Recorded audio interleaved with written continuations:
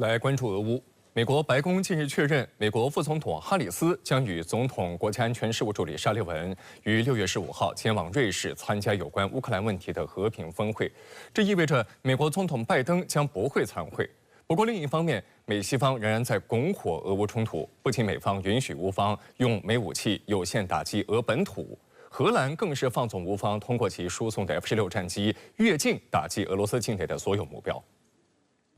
美国白宫3号发布声明表示，和平峰会期间，总统拜登按照计划出席由演员乔治·克鲁尼和茱莉亚·罗伯茨在洛杉矶举办的竞选筹款活动。对此，美国彭博社评论称，被泽连斯基视为最重要盟友的拜登，宁愿与好莱坞明星聚会，也不愿在欧洲出席完7国集团峰会之后，顺路前往近在咫尺的瑞士参加和平峰会。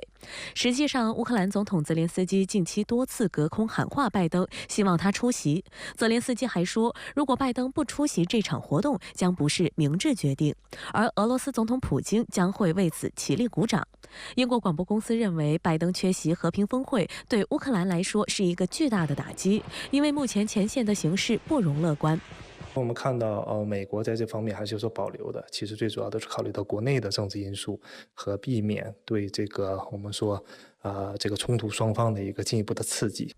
近期，泽连斯基在全球各地开展穿梭外交，希望获得更多的援助的同时，也游说更多国家参加瑞士举办的和平峰会。但这场峰会并未邀请俄罗斯参加，外界认为这意味着会议不可能达成任何实质性的成果。据主办方瑞士公布，发布了约160份邀请，有约70个国家同意出席，但泽连斯基宣称，同意参加的国家已经接近100个。观察认为，这其中的数据差可能是部分国家仅为口头确认，并未正式书面确认，因此还存在变数。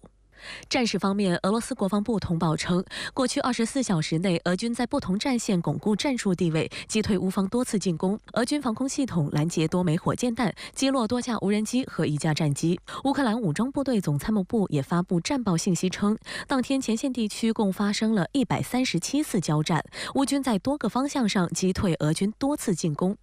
据俄罗斯媒体报道，俄罗斯外交官、维也纳军事安全与军控问题谈判俄罗斯代表团团长康斯坦丁·加夫里洛夫表示，根据俄方掌握的信息，在乌克兰境内共有92个破坏侦察小组在活动，其中14个是美国的。五角大楼在其公开材料中也证实了这些信息。加夫里洛夫说，这意味着有美方军事人员或者作为雇佣兵，或者作为教官，实际上正在策划针对俄罗斯的恐怖行动。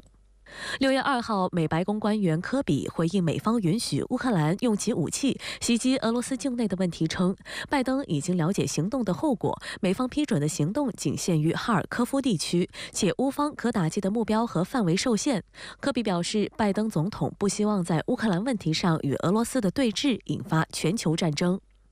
然而，在拱火俄乌冲突方面，荷兰似乎走得更远。该国国防大臣奥隆格伦3号在新加坡接受美国媒体采访时称，荷兰允许乌克兰通过其输送的F-16战机越境打击俄罗斯境内目标。对于这批战机，荷兰不会对乌克兰使用这些武器的方式做出限制，包括自主选择军事目标。不过，北约各成员国对战机使用限制的观点并不一致。比利时首相德克罗于5月28号表示，比利时向乌克兰提供的所有武器装备，包括F-16战机在内，只能在乌克兰境内使用。而丹麦外交大臣拉斯穆森则于5月30号称，如果乌方使用F-16战机越境打击俄罗斯境内目标，也符合战争规则。另据保加利亚国家电视台3号报道，保加利亚总统鲁门拉德夫当天表示，一些西方国家允许乌方使用外援武器打击俄境内目标，乌克兰局势正变得不可控。匈牙利总理欧尔班日前也表示，北约介入的风险就在一步之遥。欧尔班还强调，欧洲需要证明自己的战略利益是什么，并要求停火。欧洲民众想要和平，而不是战争。美国和菲律宾5月初才结束肩并肩联合军演，6月3号又开启陆战队航空支援演习，这已经是美菲今年以来的第4场联合军演，双方共计投入了超过3000人。演习地点之一就包括距离台湾岛近200公里的菲律宾巴丹群岛。此外，美国海军还高调宣布 MQ-9A 死神无人机已经部署到了菲律宾西南部的巴拉望群岛。3号，美菲陆战队航空支援行动举行开幕式，将持续到6月21号。据菲律宾 ABS-CBN 新闻台报道，该演习为美菲之间年度例行军演，今年的参演规模创新高，双方共派出3175名人员参与，其中包括2200名美国陆战队、陆军特种部队和空军，以及975名菲律宾陆战队预备役人员、空军海岸防卫队和海军航空大队等。据悉，演习将进行沿海实弹射击、海上关键地形保卫作战、前方弹药燃料补给点作战、高机动性多管火箭系统主题专家交流等活动。菲方演习指挥官、菲律宾陆战队副司令瑞卡迪欧在开幕式上表示，演习的目的不仅是要提升美菲联合战备力，同时也是对那些想要挑战我们地区安宁者的威慑。所以你可以看到，近年美军跟菲律宾的这个部队，海军、陆军、空军进行了这个全面向的合作的这种训练操演。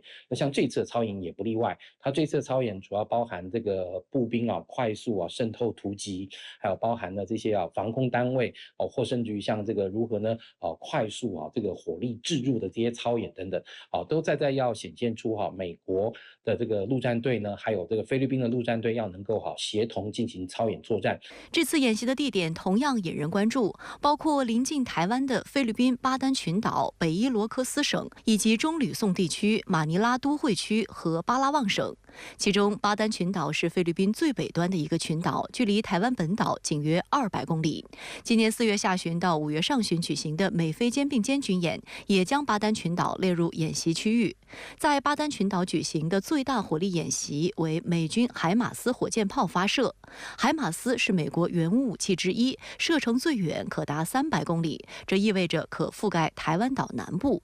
巴丹群岛地处战略要地，其北侧是巴士海峡。去年4月，美菲在吕宋岛举行的联合军演期间，部分科目就选在这里举行。当时暴露出的问题是当地基础设施较差。法新社其后报道称，菲方去年8月寻求美方帮助在这里建设一个新港口。今年2月，菲国防部确认了增强巴丹群岛军力部署的计划。预计未来巴丹群岛在美菲联合军演中的分量将进一步加重，可部署远程导弹和无人机基地等设施。